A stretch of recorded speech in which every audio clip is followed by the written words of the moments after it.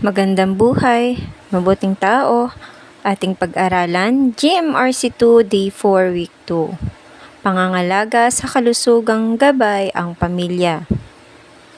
Isulat ang tama kung ang mga sumusunod ay magandang gawain para sa pangangatawan at isip at mali naman kung nakasasama sa katawan. Una, pagtulog ng maaga. Ikalawa, pagkain ng masusustansyang pagkain. Ikatlo, pag-ehersisyo. Ikaapat, pag-inom ng soft drinks. Ikalima, paglalaan ng mahabang oras sa paggamit ng gadget.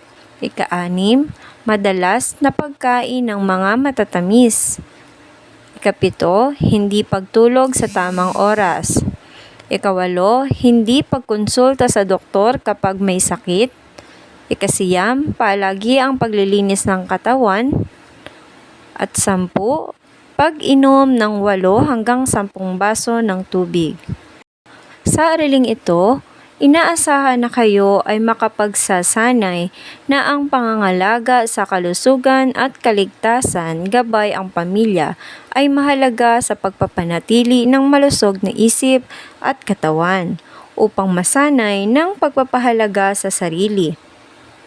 At maipaliwanag na ang pangangalaga sa kalusugan gabay ang pamilya ay mahalaga sa pagpapanatili ng malusog na isip at katawan upang masanay ang pagpapahalaga sa sarili.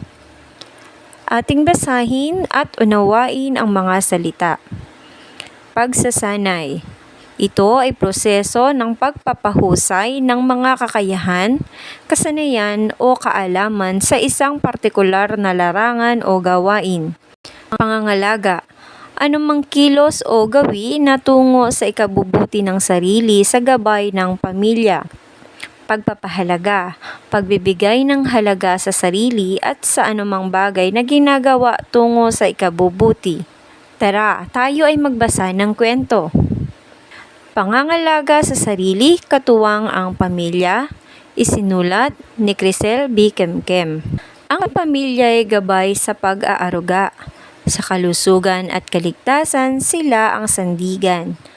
Malusog na isip at katawan, ating hangad, kaya't pangangalaga dapat nating simulan.